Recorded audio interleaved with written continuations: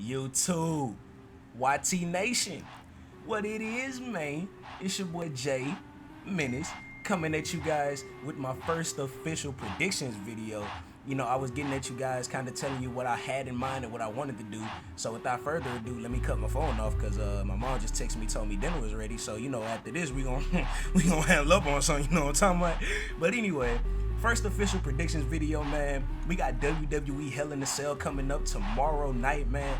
I'm pumped. Hopefully you guys are pumped. And we're gonna get into this card, man. We'll give you guys some predictions, my thoughts on the product currently, and we're just gonna kind of take it from there, man. So without further ado, let's get into the business. So we got the kickoff show. We got the pre-show match. Six-man tag match. We got Dolph Ziggler, Cesaro, and Neville versus Rusev, Sheamus, and King Barrett. And if you guys see me kind of just looking over here, I'm just looking at my phone, looking at the card or whatever. So, you know, don't worry about that. I ain't over here tripping on y'all. I promise you, I got you. Hey, I love you. I love you. But anyway, nah, I'm just messing with y'all. But anyway, man. All right, so like I said, we got the kickoff show. Originally, this was supposed to be Dean Ambrose and Randy Orton against Luke Harper and Braun Strowman. But apparently, Randy Orton is hurt again. Chris Jericho voice a game. And yeah, he's gonna be out of action for some time. And Luke Harper wasn't on Raw Monday either, apparently due to like some family issue, something going on with his family. So my prayers go out to Luke Harper, whatever's going on. And Randy Orton too, whatever's going on with you guys, man. I just pray speedy, quick recoveries. Let's get you back on TV, man, because those are two top names, man. We need those guys there. But anyway, getting into this match, like I said, we got Dolph Ziggler, Cesaro, and Neville versus Rusev, Sheamus, and King Barrett. Looking at this match, man, it's kind of crazy because all six of these guys are in limbo right now. All six of these guys are in just straight, no pun intended due to the name of the pay-per-view, but mid-card hell. It is serious. It is real. They're in it. They are in the purgatory. They're in the limbo. They are in whatever you want to call the stagnation of the mid-card in WWE right now. They are there. They are in it. WWE is crazy because when you look at literally all six of these guys, but besides, I guess, Sheamus, you could say, because when he came in, he was immediately pushed as one of the top guys in the company, top heel at the company, due to his BFFness backstage with Triple H or whatever. I mean, I'm not going to get into that. That's not really my thing to get into, but he was immediately pushed coming in. Everybody else in this match, you can say WWE has dropped the ball on, and they've dropped the ball on majorly, excuse me. Dolph Ziggler, especially coming off a Survivor Series last year, being the last guy in the ring, putting the Authority out of business, beating Seth Rollins, and having Sting come out and debut. That was a whole thing that WWE completely dropped the ball on. And we're going to get into how WWE dropped the ball on Sting later. I'm not going to get into that right now because that's a whole 30-minute video in itself, and we ain't trying to do all that. So, yeah, man, Dolph Ziggler, Cesaro was killing it earlier this year, man. Like, I don't understand why WWE, like, unless Cesaro's hurt and he's just like trying to do, you know, trying to stay off TV for whatever reason that we don't know. WWE needs to get this guy some merch. A, get this guy on TV. B, get this guy a belt. You know WWE don't like to call them belts no more. Get this guy a title immediately because this guy is a top 3 worker in their company right now. He is fantastic. And for the fact that Cesaro hasn't been on TV but maybe like 2 out of the last 6 weeks is absolutely ridiculous. That is ridiculous, WWE. Neville, I can't say they dropped the ball on him yet, but if they continue to do the things they're doing with him, he's going to be in the same place that like Barrett and Sheamus are. People are going to stop caring. It doesn't matter how spectacular he is in the ring. This guy can do some absolutely flat out amazing things in the ring. And 2 things that WWE needs to do is A, push him harder, and B, they need to take him off of TV some. Because, you know, like that little comeback that Neville does where he like gets thrown in the corner and then he does the flips out of the corner and the guy kind of see, that was amazing. The first time I seen that, I was like, what? Like, what is he doing? What is this? But it seems like now that he's on TV and now that he's in a lot of matches, he does it every match, and that's taking the spectacularness, if that's a word, the spectacularness out of the actual sequence. So WWE needs to kind of take him off of TV and kind of just let it simmer, because the more you do it, the overexposed, the more diluted it gets, and people are going to stop popping for that type of stuff, man. When you got a special commodity or something special, you can't continue to water it down by continuously doing it, because then you lose the attraction of it. So Again, Rusev, I've been hearing a lot of reports that he's in WWE's doghouse for the kayfabe breaking of him and Lana getting engaged or whatever. Um, I don't mind per se. People who say that kayfabe's dead. Kayfabe's been dead for a long time, guys. A long time. So I think that it would probably be best if we just kind of let that go necessarily. As far as anything outside of the ring, like Total Divas is another, like, come on now. These women are feuding every week on TV. They're in three separate teams, but you can cut on Total Divas and they're in Mexico with each other. Like, really. Like, kayfabe has been dead for a long, long time, guys, and we need to wake up and smell the beans, coffee grounds, whatever. Anyway, Sheamus and King Barrett. I mean, King Barrett definitely, the way that he's been positioned since winning King of the Ring has been absolutely a disgrace to the crown and the title of King of the Ring in itself. And you think of some of the great guys who've been King of the Ring: Stone Cold Steve Austin, Owen Hart, Bret Hart. You're taking the prestige of that title and you're just wiping your butt with it. WWE, like, this guy wins King of the Ring, who it could have went to Neville, but seeing as how they positioned Barrett since then, I'm glad that it didn't. But Barrett comes out of winning King of the Ring and is in an immediate feud with R-Truth. And R-Truth is coming out with a towel and a Burger King crown on his head, calling himself the King of the Ring. Like, what? Like, is WWE trying to insult our intelligence? Like, I don't understand necessarily what. WWE has dropped the ball on all these guys. That's the point I'm getting at here. But anyway, getting into this match, me saying all that is just to say that I really feel like the heels are going to win this match, man. Like, they need this win. Rusev, Sheamus, and Wade Barrett need this win. Sheamus is the Money in the Bank holder. How many of y'all knew that? I mean, like, I'm sure you guys knew that, but out of the 130 billion quadrillion people that might have known that, I would say literally less than 1% care about it. WWE needs to get that Money in the Bank thing off of Sheamus immediately. He needs to lose it. He needs to get it stole. Something. He needs to lose it. He doesn't need to have it because I don't want to see Sheamus as WWE champion. You guys don't want to see Sheamus as WWE champion. That can't happen. That just straight, flat out cannot happen. But hopefully this is the beginning of something good for these guys going forward. And like I said, none of the baby faces in this match necessarily need this win. They're not going to do anything with this win, especially due to the situation and circumstances of this match taking place anyway. It was going to be on the show, but it getting moved to the pre-show now definitely is kind of like a signal to me like, hey, these guys are going to take it. Let's, go ahead and give it to them, and we're going to see kind of where this goes, how the crowd feels about it. I've been hearing a lot of reports about a United Kingdom European invasion faction going on, and I definitely love the idea, but WWE has got to, if they're going to do it, they need to go full force with it, man. And these guys are three good guys that they can have in that stable. Maybe you get a Cesaro, maybe you get a Neville, and then now we're talking business because now you got like some top baby faces that people love turning heel, moving in with this group. And now we're kind of moving into a different category. But like I said, I like the idea, but the heels definitely need to win this. So I got Rusev, Sheamus, and Barrett in this one in the pre-show match. Okay, now getting into the actual card. The first match we have up is the WWE United States Open Championship with John Cena coming out. Of course, he's been doing this since after WrestleMania, coming out and defending the title against whoever. And my first prediction in this match was that it would be Dolph Ziggler coming out, taking the title from John Cena. I'm sure all of you have heard at least by this point, John Cena's going to be taking some time off immediately after Raw this week coming up. So I'm thinking that if he doesn't drop the title on Sunday, he'll definitely drop it on Monday. And with the debut of Tyler Breeze on Saturday, a lot of people are saying there's going to be Tyler Breeze. But in my mind, and kind of knowing WWE how I know them, it's kind of like, okay, well, why would you debut Tyler Breeze on Friday if you wanted it to be a surprise that he was going to come out and challenge John Cena on Sunday? You know what I mean? You get what I'm saying here? So with that being said, that makes me think that it's not going to be Tyler Breeze, and I definitely don't think it's going to be Dolph Ziggler, even though I would have loved to see it be either one of those two.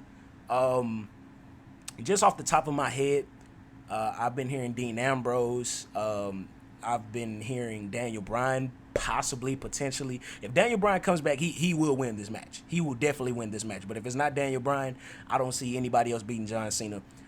Dean Ambrose, it should be a good match, but I don't see Dean Ambrose coming in and beating John Cena for the United States title. I just don't.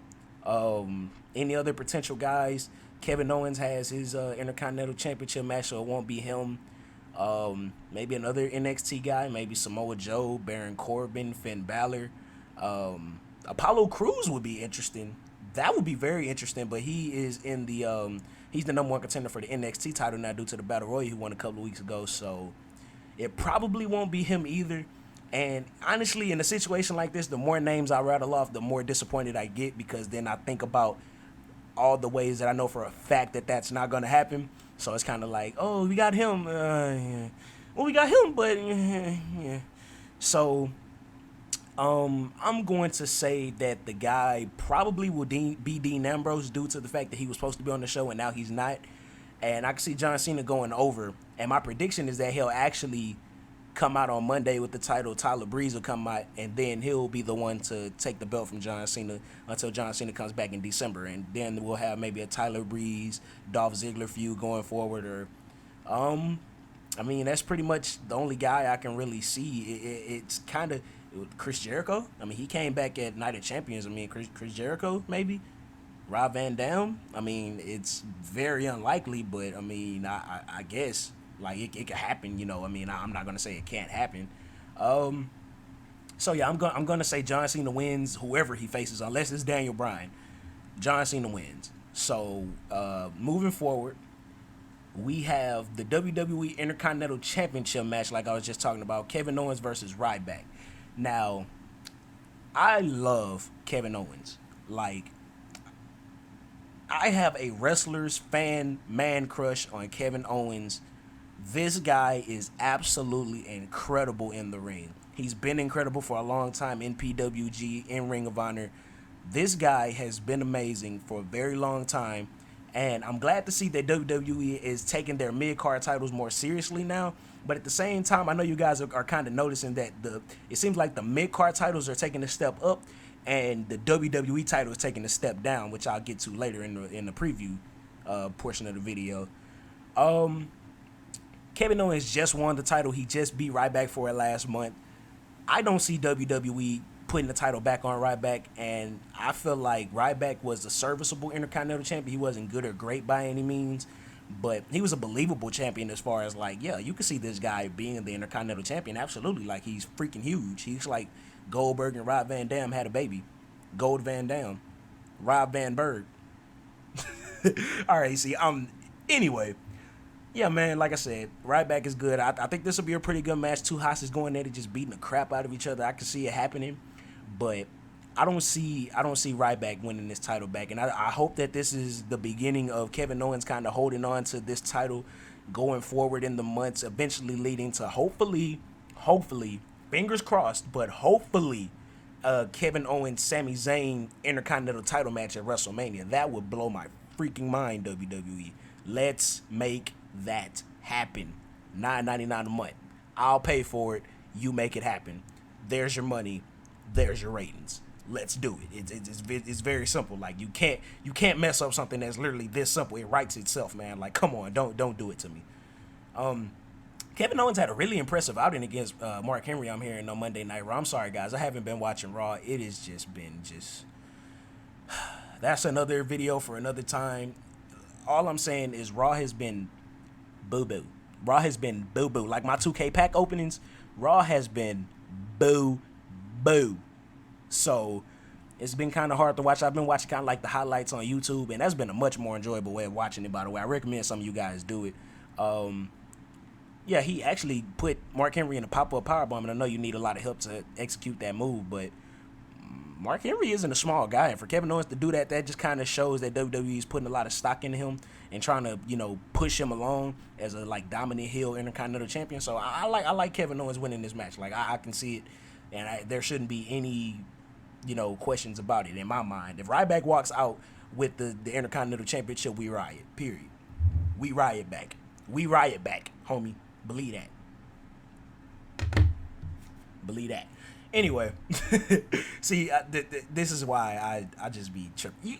Y'all know. Just watch my videos. Y'all know. Anyway, we got the Divas Championship. We got Charlotte with Becky Lynch against Nikki Bella with Brie Bella and Alicia Fox at ringside. There are a lot of shenanigans in this match. I'm just gonna assume this Diva Revolution so far has been lackluster. I don't want to say it's been a flop because it hasn't been a flop by any means, but it's been very, very lackluster. And I feel like the easiest way to get this Diva Revolution over to the point where they need it to be is you have to get the Bellas off of TV. You have to. I'm sorry. I know that they probably moved the most merch out of all of your divas. I understand. I thought Nikki Bella was hurt. Like, why is she still on TV? Like, I'm very, very, very, very confused about this. I could have sworn Nikki Bella was hurt, and that's why she was dropping the title to Charlotte. Well, not the only reason, but I thought that was one of the reasons she was dropping the title to Charlotte at Night of Champions, because she was hurt. She was going to take some time off. Why are they still on TV? And I'm not a Bella basher by any means. Those girls, Nikki mostly, Brie is Nikki has gotten a lot better, and she can put on a good match. So I'm not a Bella basher by any means, and Alicia Fox is one of my favorite divas. I love her. I loved Alicia Fox a long time. In this match, man, like the Night of Champions match, Nikki had 99% of the offense. A lot of people say, and Charlotte just got a couple of moves in and won the title. A lot of lacking of ring psychology in that match, as far as Charlotte getting her leg worked over and then putting the figure eight on Nikki and winning the match. So there's a lot of things that kind of make me iffy about this match and make me kind of not as excited as I should be, even though knowing that Nikki Bella was going to be entitled to her rematch. So we knew we were going to see this anyway. But I like Charlotte. I'm just about as confident with this pick as I am the right back pick, seeing as how she just won the title last month, and she's been losing on Raw too. So that's another indication that the babyface has been losing on Raw to make the heel challengers look strong, and she's gonna come in during the pay-per-view and squash all that. And hopefully this will be the last of that we see of the Bellas, at least until Royal Rumble, or a little bit before, a little after. I would like to get them off of TV for at least a month or two, kind of get them away from the light. Let's get the Becky Lynches. Let's get Naomi in some more matches. Let's get Paige. Let's get Natalya. Where is Natty? Where is Natty, WWE? Where is she? Get her in the ring. Why isn't she in this match? Where's Paige? Why isn't Paige on this pay-per-view? There needs to be some outside interference besides the interference from the Come On Nickies. Brie. We need some outside interference. There are 12 other divas in the locker room that want this belt. Why is it that there's only 2 in the ring right now? WWE, I know it's kind of overbooking, and that's not your style unless it's a main event. But come on, like let's do something with this, because this is getting kind of hard to watch again. Which is sad, because the in-ring talent is pretty good, but when you have people that just don't, it's just not doing it for me, man. WWE, you got to get the Bellas off TV, man. You have to. Next, we have our first Elimination Chamber. I wish Elimination Chamber. Our first Hell in a Cell match of the night: Roman Reigns versus Bray Wyatt.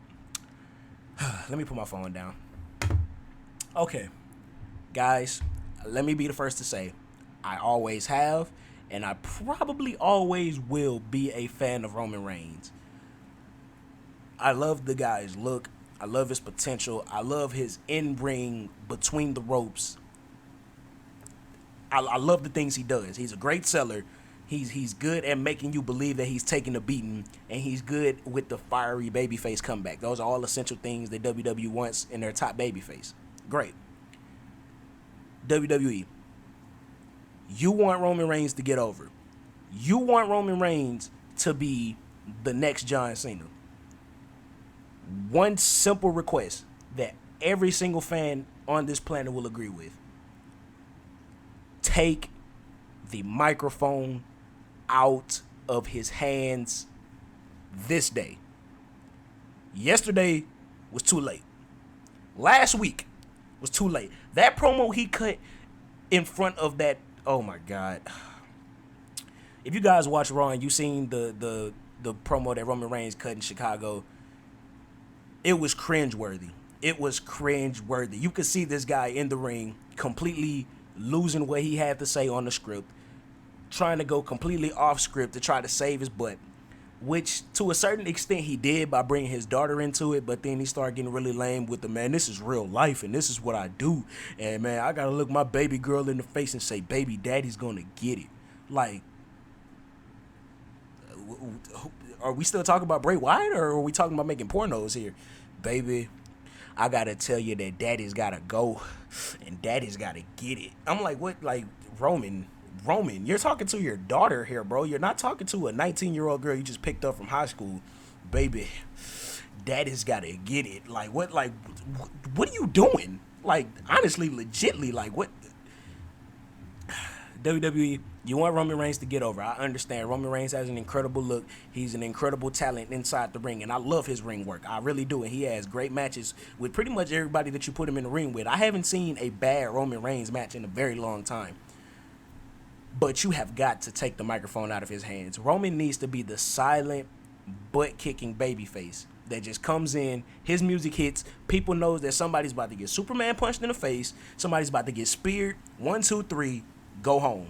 It's not hard. It's not rocket science. At WWE, I promise you, if you continue to put Roman Reigns in the ring as a babyface, and he's not going to be able to be himself, and I'm not saying that promo that he cut in Chicago wasn't necessarily himself, because his first instinct was to immediately bring his daughter into it. He has a very Kevin Owens mentality about him, about being family first and all of these things. I love that. That's cool. That's great. He needs to bring some of the Kevin Owens mentality as far as I'm doing this for my family.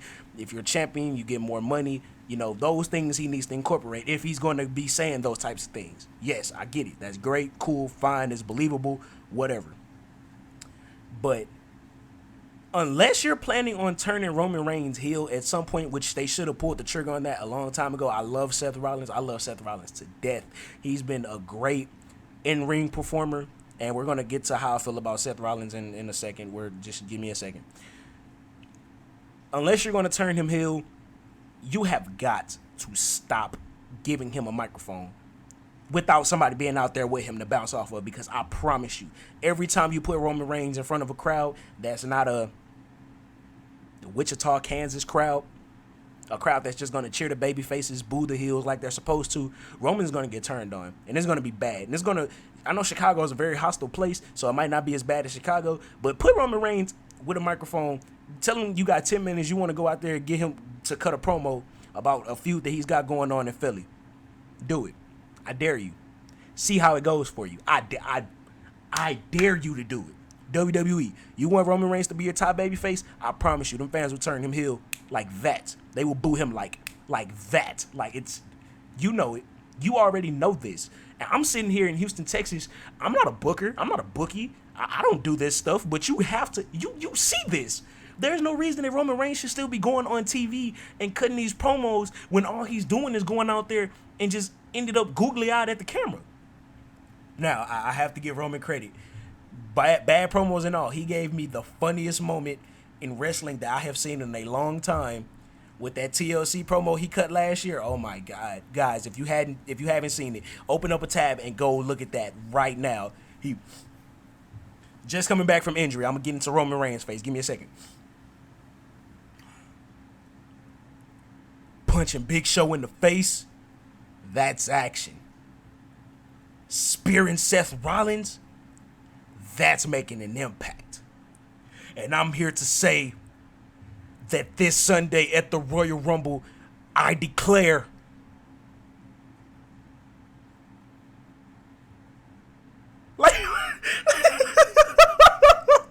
like, bro, please go watch that video, son. At the Royal Rumble, I declare. Did I mean to say that? What you doing, bro? Like, it was, bruh. I'm telling you, go watch that promo. But anyway, back to the match. If WWE is going to extend this feud, which I really kind of don't want, just due to the fact that, like, these are, in 2012, this was a match that I would have paid money to see. Roman Reigns, Bray Wyatt, one-on-one, no Shield, no Wyatt family. Just let these two top guys of their factions, which you can kind of argue about with the Shield, but whatever. Let these two guys go at it. That's money. I feel like WWE, especially trying to keep these guys around for the long haul, if they continue to do these matches, they're going to water them down, and we're going to have another John Cena versus Randy Orton type thing going on. Excuse me. So, if WWE is going to continue this feud, Bray Wyatt wins. If this is the it, if this is the end, which it should be, because Hell in a Cell matches are supposed to be the end of the feud matches, WWE. Let me say it again, because obviously Vince McMahon has bumped his head on a rock somewhere in like 2005 and totally forgot how to make good wrestling, period. Hell in the Cell matches are made to end the feud, period. That is it. That's what they're there for. So if this is going to be it, which it should be, Roman wins.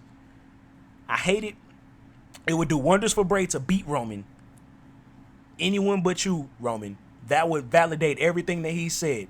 So in that regard, I want Bray to win because Bray needs this win. Bray cannot continue to take main event losses like this, or his character's going to get squashed. It doesn't matter how good his promos are. It doesn't matter how good he is when he comes out there and he's speaking his nonsense and jibber jabber and Sister Abigail, the follow the buzzards and all this is great. But if he keeps losing, nobody's going to care. So in my mind, I want Bray to win. But will Bray win? I doubt it very, very seriously. Very, very seriously. So I'm going to go Roman, even though, like I said, I would love for Bray to win. That would make me a lot happier. And we're just going to leave it at that. The next match, we have the WWE Tag Team Championships on the line. We have the New Day versus the Dudley Boys. This feud is getting kind of lackluster with me too.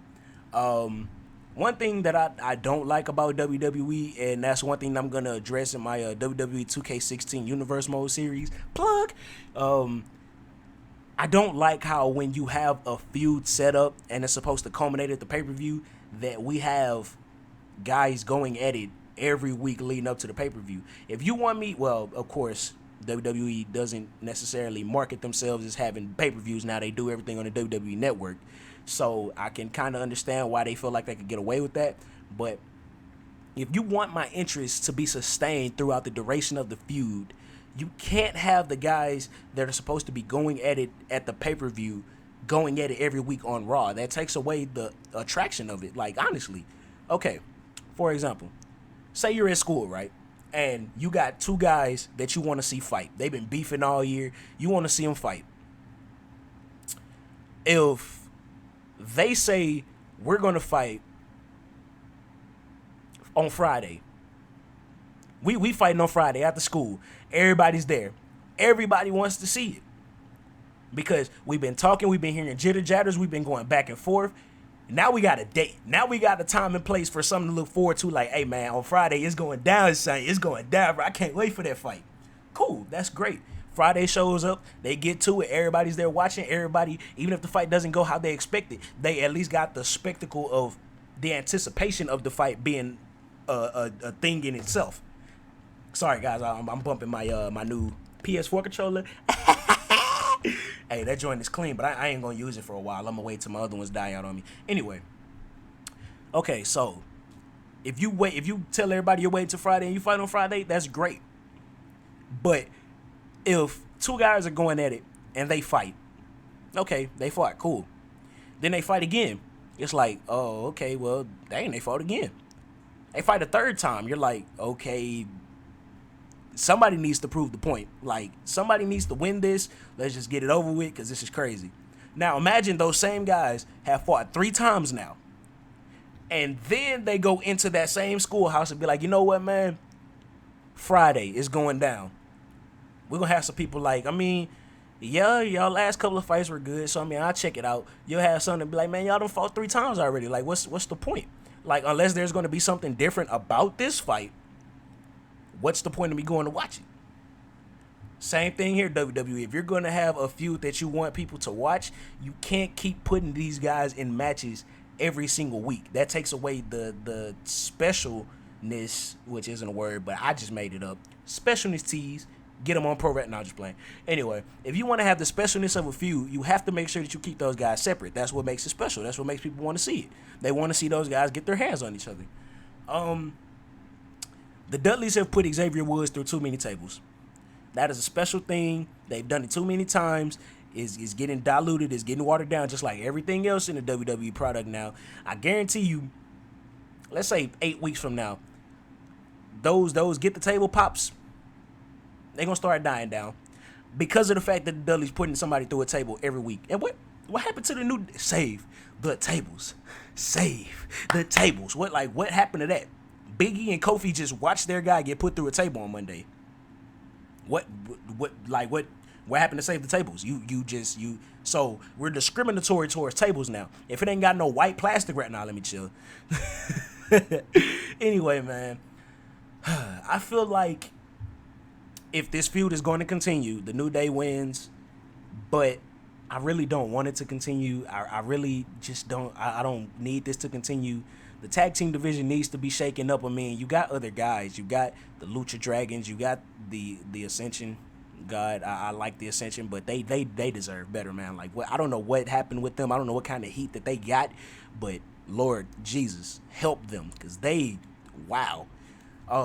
Wow. You talk about from NXT champs to chumps, like, wow. I mean, you got the primetime players, Los Matadores. We need to get some guys off of NXT too, man. I hate that Big Cass is hurt, because Enzo and Cass need to be on the main roster. The Vaudevillains are getting close to being ready. Blake and Murphy are probably the least spectacular out of those guys, but we could use them on Raw. There's enough tag teams in NXT starting to develop now. You got Chad Gable and Jason Jordan. You got Dawson and Wilder. You got some tag teams in NXT that are coming up there making the names for themselves. So those guys need to get on the main roster, and we need to shake this tag division up. So with that being said, I got the Dudleys, man. Let's get this feud over with. I don't want to see anymore. I don't want to see any more Devon get the tables. I mean, those guys have had great promos, going back and forth. I love what they did with Edge and Christian, the Dudleys, and the New Day. That was spectacular. I have waited for this my whole life. Battle! Like, that was hilarious, fam. Like, Xavier Woods, that guy is amazing, man. But yeah, okay, getting into our final match of, not our final match of the night. It should be on any pay-per-view. So I seen the headline, and I was just like, oh, this got to be excuse me, WWE, for my mind being so flawed in wrestling booking and tradition. Excuse me. We have our WWE World Heavyweight Championship match, Seth Rollins versus Kane. I'm going to go ahead and get this out the way right now. Seth Rollins is winning this match. If Seth Rollins loses the belt and Kane is the WWE champion come Monday, that might be the only thing that will require me to be happy for a Sheamus cash in. And I mean, like, immediately. Because I love Kane. I have always loved Kane. Bad Blood 97, I was only maybe like 6-7 months old at the time. Of course, I couldn't watch it. Going back on it and watching it, I love Kane. I love from his debut, one of the greatest feuds of all time that he had against The Undertaker with Paul Bearer, man. You taking the Stone Cold angle that he did. He was champion for like a day, right? Something like that. A week maybe. I'm not sure off the top of my head. The great feuds that he's had, Triple H, Rob Van Dam, the tag teams he's had, Mankind, Rob Van Dam, X-Pac, Daniel Bryan, Big Show, Undertaker. When you look at this guy's legacy, it speaks for itself. Kane is an absolute WWE Hall of Famer, absolute legend, first ballot, no questions asked. He's one of the greatest characters to ever be portrayed going into about 2010, where I would say, okay, now Kane is just getting it's just too much. Seth Rollins is great. And he deserves so much better than what's been going on with him. WWE I understand what they're trying to do as far as make him the Weasley, conniving, oh man, I can't defend myself until it's time to go champion, ergo Triple H 2003. But in 2003, Triple H didn't lose matches. I was looking at Seth Rollins' stats on BleacherReport.com since he's won the title. My boy is 17, 27, and 1. In what professional sport ever have you seen a champion with 10 less victories than losses in his resume? I'll wait. I'll wait for every boxing, MMA, WWE, football, basketball, baseball, soccer, tennis, golf, lacrosse, water hockey, polo, cricket. I don't care. Name one champion that has had 10 less victories than losses and been serious. I'll even throw that caveat in there because I know for a fact you ain't going to find the first part. What WWE is doing to Seth Rollins is absolutely ridiculous. There is no, I get what you're trying to do about having a conniving, weaselly champion. I get that. It's cool. It's very Flair-esque. But Flair didn't lose a lot of his matches like this. And when it was time for Flair to strap the boots up, throw the tights on, throw the robe on, get in the ring, Flair wasn't losing. Flair would do everything in the book to get the win, which is where Seth Rollins is deviating from Flair. And I feel like they really dropping the ball with that. I actually just thought about that. If Rollins was doing dirtier things in the ring to ensure his victories, it would make what he's doing a little bit better. But the fact that this man, he's lost to everybody. He's lost to Roman. He's lost to Dean. He's lost to Kane. He's lost to Cena. He got tapped out by Sting on Raw. He lost to J&J Security, for Christ's sake. This is what's getting me. Yeah. I get the gimmick. I understand it. It's respectable. It's worked before. I get why you're doing it. But what's the point of having a guy carrying your WWE Championship if he's losing more matches than he's winning? I don't understand that. Like, the New Day has a better record than Seth Rollins does. I mean, that's just obvious. I mean, don't even get me started on John Cena. John Cena, since he's won the United States Championship, let's go look at his win-loss record and see what that is. Because that's what Seth Rollins should be. John Cena, he lost what? Since WrestleMania, he's lost to Kevin Owens. Clean and by himself. Who else has he lost to? He lost to Seth Rollins one time with the help of Jon Stewart. Seth Rollins couldn't even beat John Cena by himself. He needed a TV personality to come hit him with a chair shot.